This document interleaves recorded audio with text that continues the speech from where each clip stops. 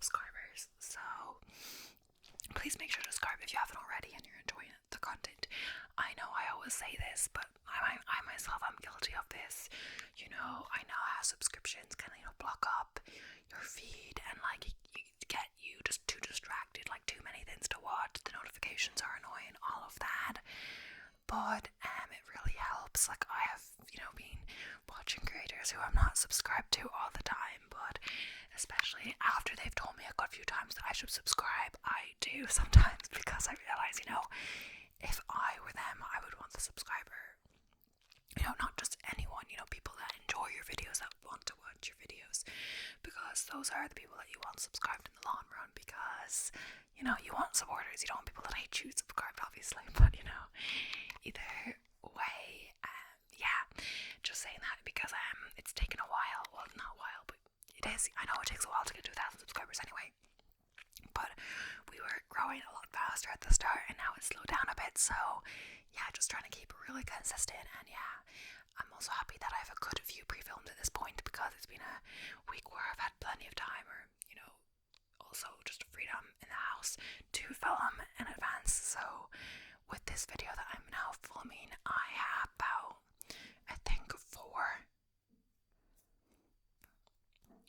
four pre-filmed now, and then I'll do another session tomorrow, and then I'll say 6, but not really 6, since I assume I'll use one today to edit, but perhaps not, who knows. And after that, the week after, I'll have lots of time not the week after, whatever week it is, at the end of January, I'm gonna have loads of time to film around the house, and I'm gonna do loads of batch filming, and not that makes much of a difference, but it just means I'll have content to upload, because one time I actually ran out of content to edit, and didn't have time or the to film in. But either way, also saying that if you want to support the channel in a different way, you can press the join button beside the subscribe button, or the link is also in the description. This gives you access to channel memberships. I am quite small, but I'm advertising this because I have one channel member. I'm surprised someone subscribed, but thank you if you're watching. But just because as well, I wasn't uploading content on it before I got the member, so now I'll have it. So now if someone subscribes or joins, they'll have access to all the content, so they'll have a good view in their stock if I keep doing it, and it will take a while for people to do subscribe. But I think I just decided to do it because YouTube said put some requirements of monetization earlier. You need 500 subscribers and 3,000 watch hours, and since I was doing well on watch hours, I was just struggling to get the subscribers. I opened the memberships before 1,000, so before you had to wait till you had 1,000. So either way, and you can also buy me a coffee, and the link's in the description. Just saying these as always as a reminder if anyone wants to, and I've forgotten, but or to read the description. But either way, no pressure.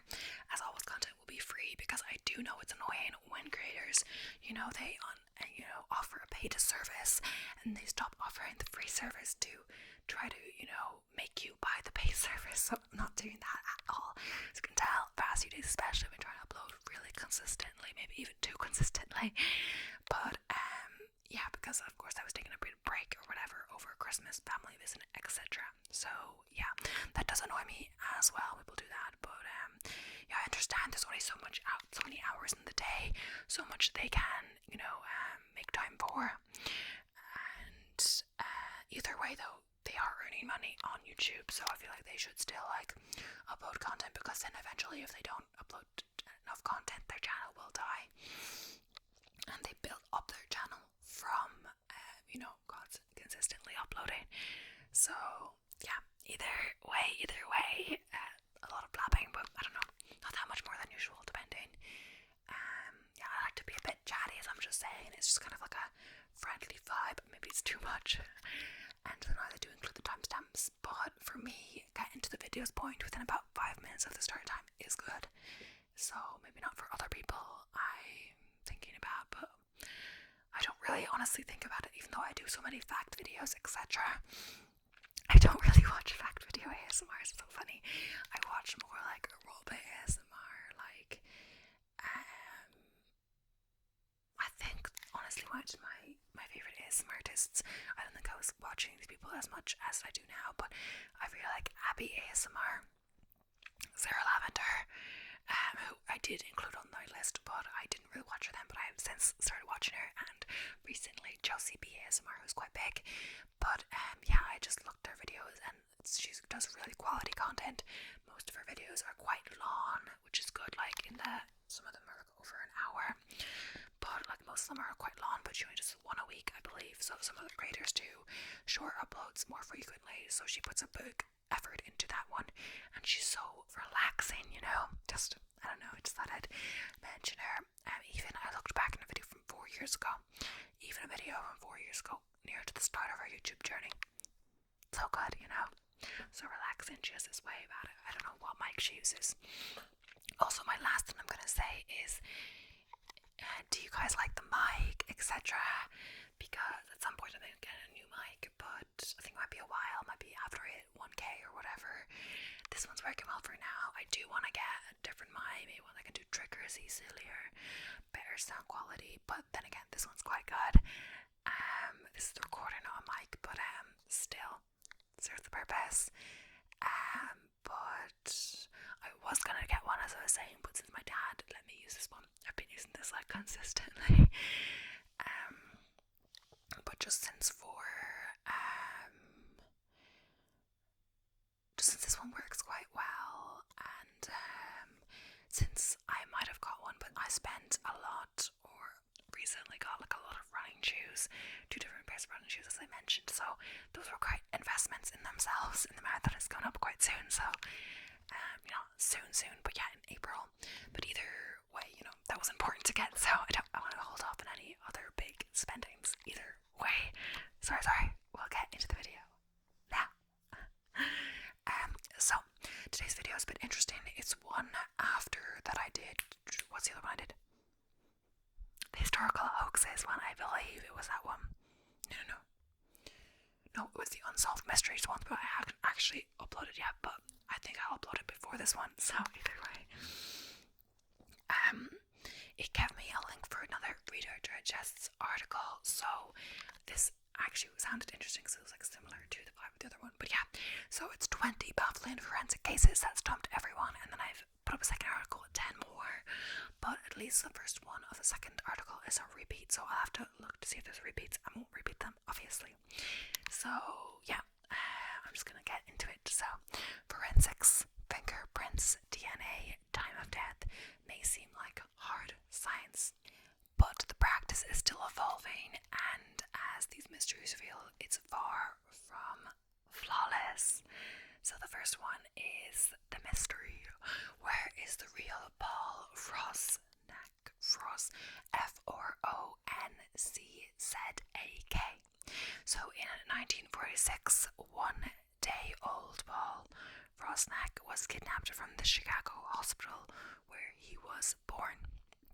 2 years later, the FBI believed they had found him abandoned in a shopping mall and returned him to his parents. The physical characteristics of the recovered infant matched the one picture of the newborn Paul, but in 2012, DNA testing revealed Paul was not the son of his parents after all. Further investigation revealed he was born Jack Rosenhall a full 6 months before the real Paul Frosnack was born. What Franks has not yet revealed, however, is what happened to the real Paul Frosnack.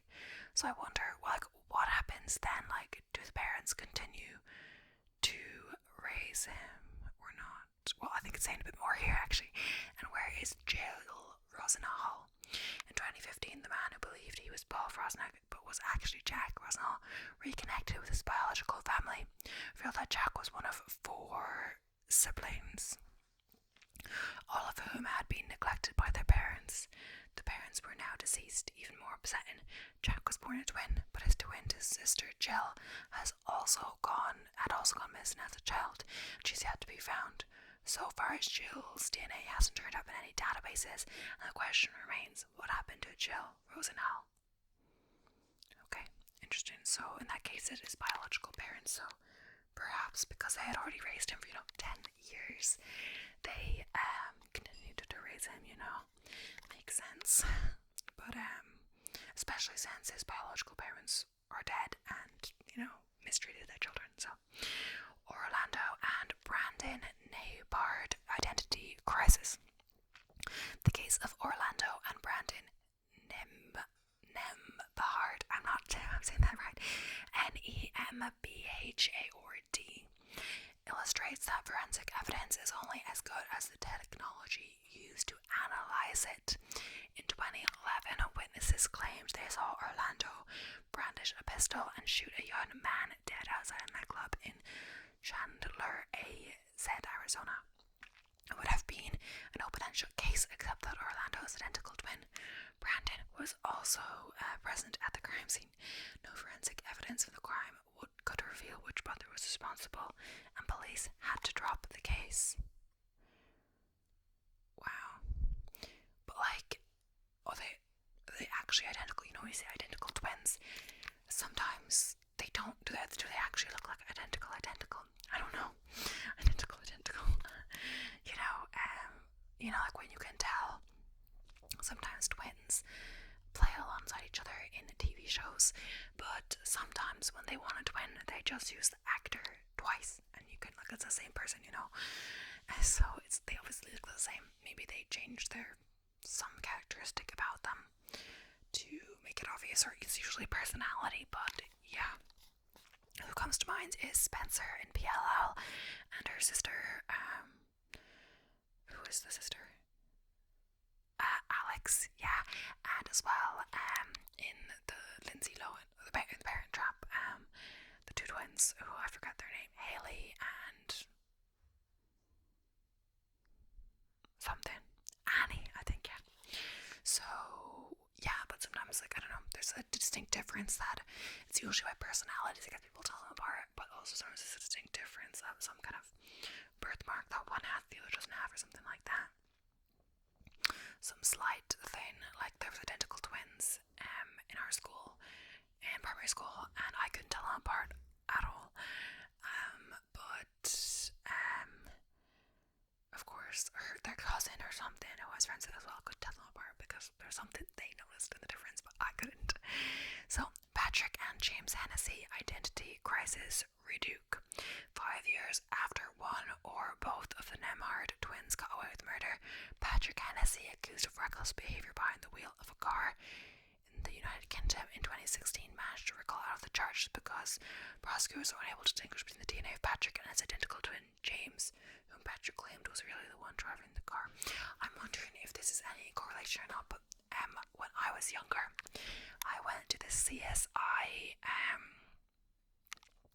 exhibit then. Was it in Dublin?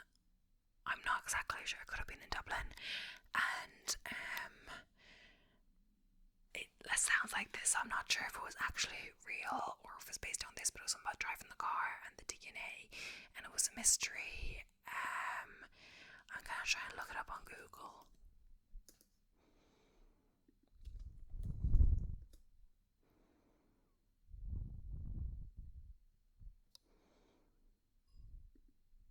I think it could have been.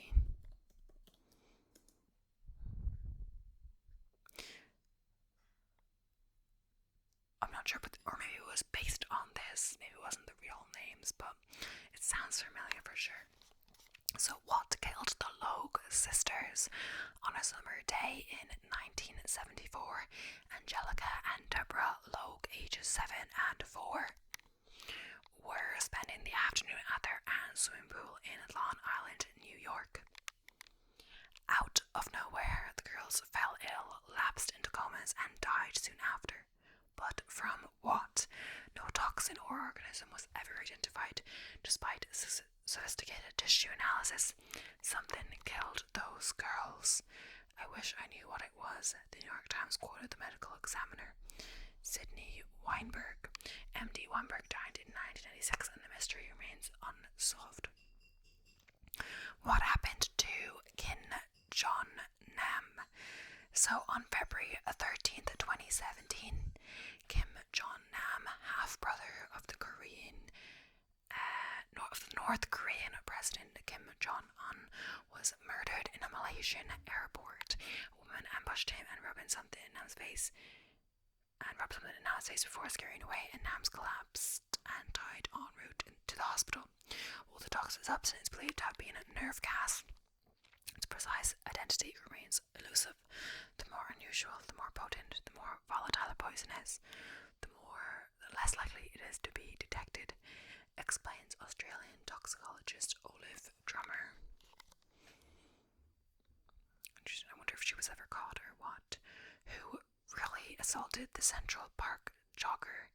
This is interesting because this will be the subject of my next true crime video. So I believe by the time I have this published, this video, I'll have published my previous one, which I've done quickly. So my next one, which I've started researching, is the Central Park jogger, which we will soon learn about. But you know, yeah, it's not like a spoiler because I don't need spoilers. We all kind of know it's a famous case, but yeah. So it looks like we'll never know for sure what really happened that night in 1989 when the Central Park jogger was assaulted and left for dead. 5 teenagers Central Park 5 were rounded up as suspects, but none of their DNA matched the crime DNA's evidence. Nevertheless, the jury convicted each of the Central Park 5 based on circumstantial evidence, and all 5 were imprisoned until 2002.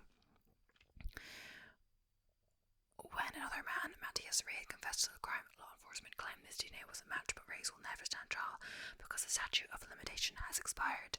The thing is, like, how is that a mystery? Because didn't the other guy do it?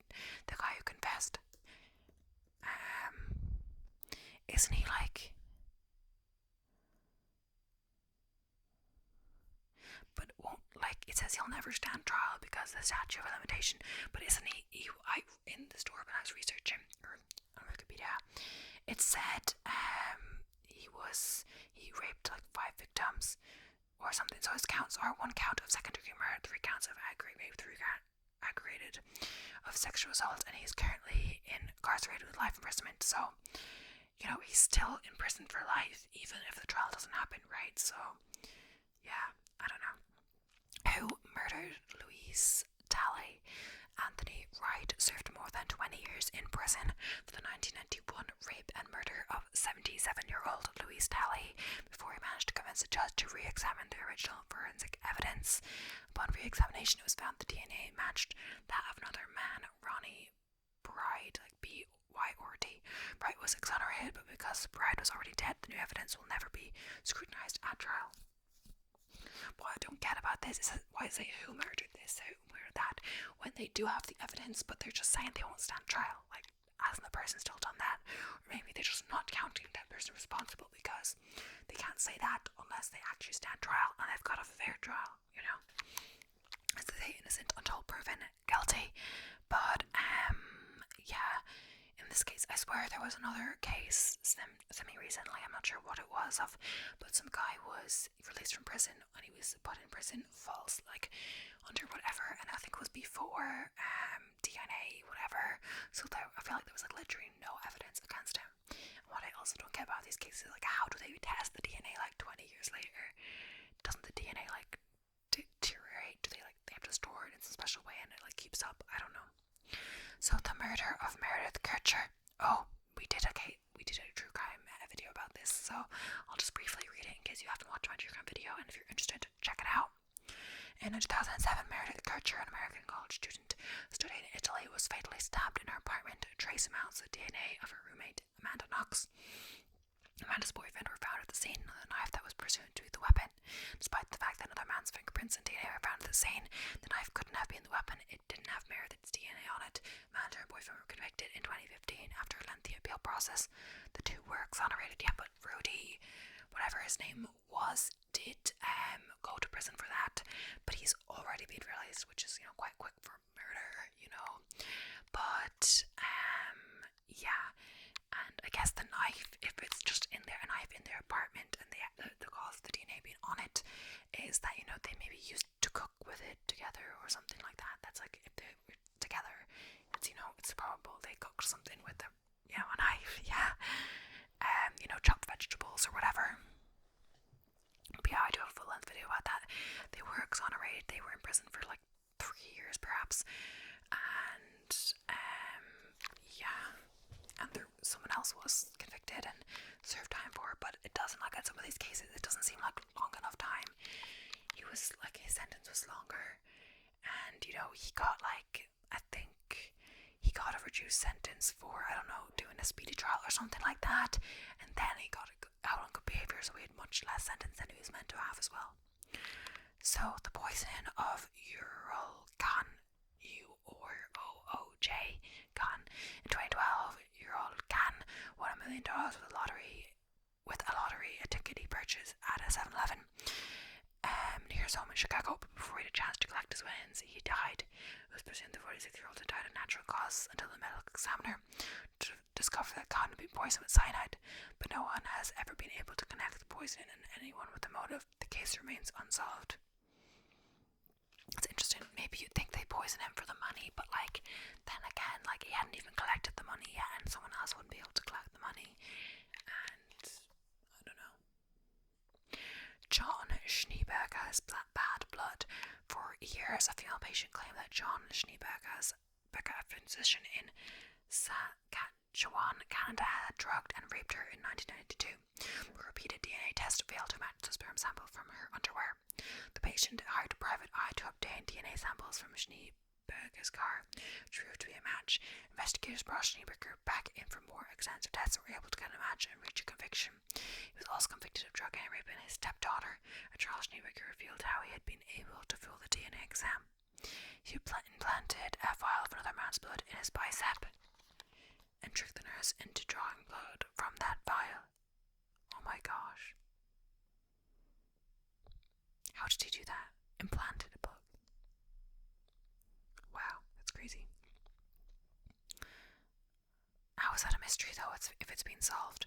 Zodiac Killer, we have as well already done that, but why not? So there are a few repeats in this video, but I can't assume that everyone who watches all my videos. I post so much that probably no one does, so yeah. The Zodiac Killer murdered a number of people in the San Francisco Bay Area in the 1960s and early 1970s. It's never being caught, but not for lack of forensic evidence. Zodiac, as he called himself, left behind fingerprints and handprints at his crime scenes and on the taunting letters he sent to law enforcement. The text of the letters themselves provided forensic evidence as well. While several people have claimed to be Zodiac, they don't match the forensic evidence from the killings. I don't know why anyone wants to claim that. They must be really sick, because why would you want to admit to something that you didn't do? Just, I don't know. Who murdered Kathy Mabry in 1997? Kathy Mabry was found murdered in an abandoned house in Belzoni, Mississippi. Law enforcement attempted to use the bite marks found on her body in the same way they'd use fingerprints to identify a suspect. Bite mark identification, a controversial forensic technique, led the police to James Earl Gates, whom they arrested despite the lack of any other evidence connecting him to the crime. The jury acquitted Gates, and the real murderer has never been found. So, the theater shooter's motive. Not all forensic science involves evidence you can see or touch. For example, forensic psychology involves figuring out a criminal's motive and state of mind. That's what William H. Reed, MD, tried to do when he was called in to consult on the mass murder trial of James Holmes, who killed 12 people and wounded 58 more during a showing of The Dark Knight Rises on July 20th, 2012. But even after interviewing Holmes for a total of 24 hours over a period of 2 months, Dr. Reed has concluded that Holmes' motives are almost certainly incapable of ever being known or understood. So, yeah. The Dr. X killings, sometimes even seemingly airtight forensic evidence, is insufficient to convince a jury. That's how Mario Galevich, a surgeon who always seemed to be around one of the doctor's patients, died inexplicably following routine surgeries, apparently got away with the murder in 1975, although an investigation revealed the doctor's locker held 18 empty bottles of the poison cure, which was showing to be in the bodies of the victims. The jury chose to believe the doctor's claim that he used the cure to conduct experiments on dogs. The patient's death remain unsolved to this day. So it says the jury chose to believe. So they say it remains unsolved because the trial hasn't figured it out, but who knows. It seems like a lot of my ones, the ones I do the true crime on, are in this video. So again, the Black Dahlia, I did do video on this. Elizabeth Short, an aspiring actress, brutally murdered in LA in 1947. The LAPD conducted a lengthy, high-profile investigation, but lack of forensic evidence beyond the mutilated body itself left detectives empty-handed. Today, the Black Dahlia, I'm actually forget how to pronounce that, but I did it in the other video. Sorry, murder remains one of the oldest cold cases files in LA, as well as the city's most famous, according to biography. Okay, so Sante Tribble, the hair of the dog. In 1978, when 17-year-old Sante Tribble was in the crosshairs of law enforcement for the murder of a cab driver in Washington, D.C. FBI forensics expert matched a strand of hair recovered assigned to Tribble's hair. This was prior to DNA testing. Based on that evidence alone, the jury came back with a guilty verdict after 40 minutes of deliberation. The only problem there wasn't Tribble's. In fact, it wasn't even human. In 2012, after review of the evidence revealed that the hair came from a dog, Tribble was exonerated. McCormick's murder has not been solved. The mystery of the summer 10 man. On December 1st, 1948, a dead man turned up on a beach in Australia. He was fully dressed, and the crime scene was rife with forensic evidence: a half-smoked cigarette, a bus ticket, 2 combs, a pack of gum, and a piece of paper that had been cut from a book. But since no one has ever come forward to identify the body, it became known as the Summer 10 Man. No one ever filed a missing person report that fit his description. The case went cold, despite that the book from which the paper had been cut was eventually found, yielded nothing but further questions. It's hoped that advances in forensic science will someday point to the Summer 10's man's identity. So, John Benny Ransom. At the morning of December 26, 1996, John Benny Ramsay's mother, Patsy, reported that John Benny was missing from their Boulder, Colorado home, and there was a ransom note demanding $118,000 in cash. A few hours later, John Benny's father, John, discovered the 6-year-old body in the basement. She'd been strangled. Boulder police processed more than 1,500 pieces of evidence and interviewed more than 1,000 people in connection with the case. Reports the LA Times, but the case has never been solved. Why? Authorities blame it not on the forensic evidence itself, but the way the crime scene and house was handled, or more to the point, improperly secured. Friends and relatives were in the house throughout the search, and John, upon finding John Benny, removed duct tape from her mouth and carried her upstairs, compromising the collection of forensic evidence. So the trouble with timing in murder cases, establishing the time of death can be a crucial first step in piecing together what happened. The science on establishing the time of death is vast and well established, but a recent study out of Australia's Body Farm challenges the current state of time of death science. What the study found is that in dry climates, for example, the climate in Sydney, human remains can mummify rather than decompose. The revelation casts significant doubts upon the conventional methods investigators use in establishing time of death, though it may also help solve some cold cases. So, yes, that is all for that article, but we're going on to the next article. So, the first one is a repeat of the previous article, so we're going to move on to the next one. So we haven't done this before. So the zoo man split personalities. The facts. The strange case of Zoo Man. Husky took place just east of Knoxville, Tennessee in the early 1990s. On October 20th, 1992, a hunter came across a woman's decomposing body. She was identified as a local woman named Patty Anderson, who had recently been reported missing. Nearly a week after remains were found, police came across 2 more bodies, both of them bound and dumped into the woods. One had been recently killed, while the other had been there a while and was missing a few body parts. On October 27th, the nearly entirely decomposed remains of a 4th victim were located in the same general area. Police were able to connect the victims to one man, Thomas D. Husky. The resulting trial became one of the most bizarre and expensive judicial cases in the history of Tennessee. The forensic anthropologist on the case, Bill Bates, worked tirelessly to figure out how the women had been killed, how they were connected, and why their bodies bodies were so mangled. He eventually came to the conclusion that all 4 women were prostitutes. Marks on their necks suggest the women had been strangled to death, and the bizarre mutilation of their bodies was chalked up to wild animals. There was a problem. Because the bodies had been ravaged so completely by animals, the police weren't able to get any DNA evidence from the victims. Nevertheless, police eventually identified Thomas D. Husky as the probable murderer.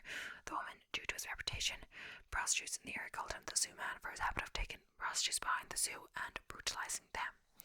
Once arrested and interrogated, Husky confessed to murdering all 4 women, but that's when it got really weird. Husky claimed that his alter ego, Kyle, had actually committed the murders.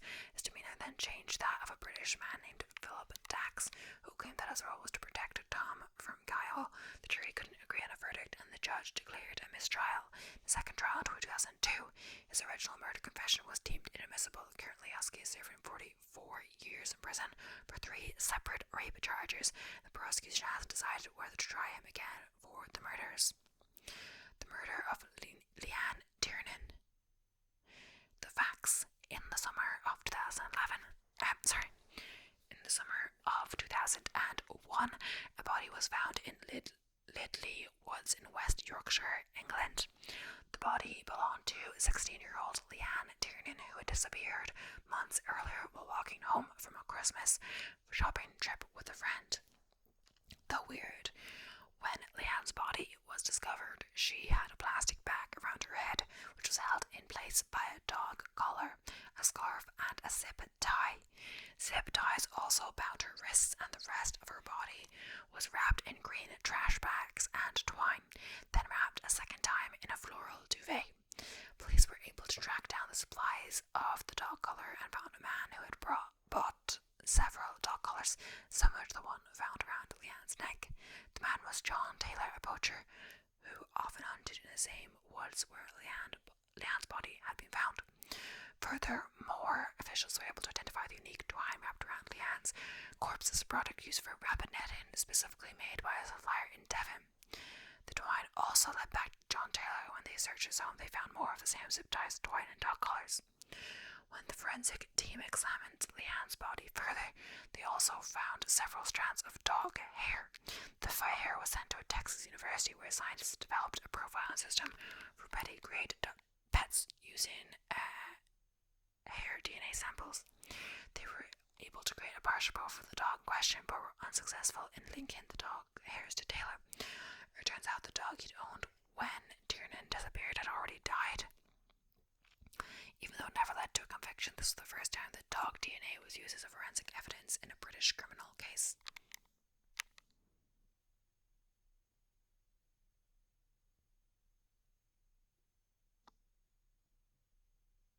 So, Kathy Mabry and the West phenomenon. The facts: the murder of 39-year-old Kathy Mabry was nothing short of gruesome. When Kathy was found dead in a vacant house in 1997, it was determined that her assailant had raped her, then proceeded to slash her face and throw the dull, rusty razor blade. She was left to bleed to death on the floor. The story rocked the small town of Benson, Mississippi. Though weird, Kathy Mabry's macabre case led to a lot of questions that seemed to have no answers. In the hunt to find her assailant, the police also made use of some questionable forensic techniques. While performing Mabry's autopsy, the medical examiner, Dr. Hain, found several bite marks on her body, thinking they were probably made by the murderer. He called in a bite mark expert named Michael West, who claimed to have invented a technique for matching bite marks to a specific mouth. He named the breakthrough the West phenomenon. That's where things got a little shady. West claimed that he was the only one who could perform the analysis. Nobody else was even allowed to photograph the body. The process itself was, well, strange. West donned a pair of yellow protective goggles and spent hours bathing Mabry's body in extreme ultraviolet light. On March 27, 1997, Hain took the moles from West's method and began matching them to a list of suspects. Less than a week later, a man named James Earlsgate was arrested for the rape and murder of Kathy Mabry. He has since been found innocent, and the identity of Kathy's murderer, as well as the validity of the West phenomenon, remains a mystery.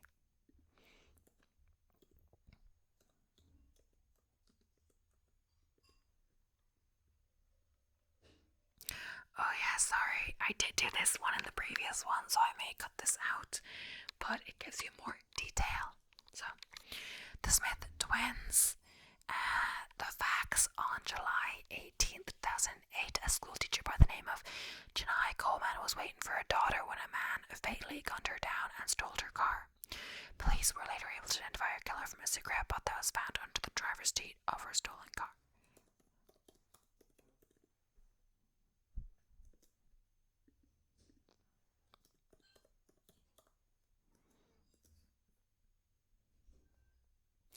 Just because we've already done two sets of twins, I was just checking it wasn't the same one. The detective on the case, Damien Cruz, said the slightest sample from the cigarette matched a man named Donald Smith. Donald had a prior drug-related arrest and matched the profile taken from a surveillance camera that had captured the shooting. He was arrested on February 3rd, 2009. While that should have been the end of the story, it only got weirder when Donald Smith claimed the murder was actually his identical twin. The weird, when the investigators decided to follow up on Donald Smith's statement, they dusted the car for fingerprints to test his claim. It was conclusive. The fingerprints found at the scene of the crime did in fact belong to Donald Smith's identical twin brother, Ronald Smith. It took the investigators 3 days to track down Ronald, but they eventually found him at his parents' house. Both his parents and his sister confirmed that Ronald was the right twin from the surveillance footage. Furthermore, his cell phone record proved Ronald had been in the area when Coleman's car was jumped after her shooting. After he was presented with substantial evidence against him, Ronald admitted to the crime. He was arrested for the murder on February 6, 2009. So, it's interesting he gave away his identical twin, but yeah. So this is going to be the last one, the murder of Mary Rogers. The facts: Edgar Allan Poe enthusiasts might know the curious case of Mary Rogers from his short story, The Mystery of Mary Rogers. Mary Rogers' body was found floating in the Hudson River on July 28, 1841. When her body was brought to shore, police found that her face had been beaten and bruised to the point of being unrecognizable. The mystery of her death took off in the press and caused a media frenzy.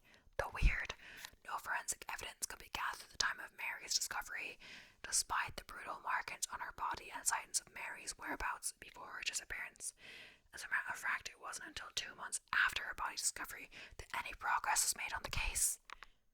The break came when some local children playing in the woods near Alcyon Fields in Hoboken, New Jersey, found a woman's clothing and personal effects hidden in the bush. The items included a white petticoat, a scarf, a parasol, and a cloth handkerchief with initials M.R. embroidered on the edge. An eyewitness had previously reported seeing Mary entering the same woods with 6 men on the night of the disappearance. Police officers searched the area for anything that could put them on the track of the killer. Nothing came of the search. The investigation abruptly ended, and Mary Rogers' murder remained in infamy. So that is the end of today's video. Thank you for watching. I hope you did enjoy it. It's kind of got a true crime vibe, but some other stuff as well. But yeah, hope you enjoyed. Thank you so much for watching, and please subscribe if you haven't already. As I was saying, really trying to reach that 1,000 goal. But yeah, I will be going on my run now. Hopefully the ice has melted enough. I'm going on my lawn run. I'm switching it from Saturday because it's meant to be raining loads on Saturday. I think I'll still do my run I was meant to do today on Saturday anyway, so it won't be much of a difference, but maybe a little bit. And it will give me a chance to practice my run on a slightly more hilly route, which is around here. So I'll make my special electrolyte tea drink, which is basically water, lime, salt, and golden syrup. You can use maple syrup, which originally the recipe I got from Natasha Ocean. I had maple syrup, but maple syrup is quite expensive, so I can't use that much of it. So I just use golden syrup because it's cheaper. So either way, it's still sugar. Like, it doesn't matter. Either way, thank you so much for watching, and yeah, bye for now.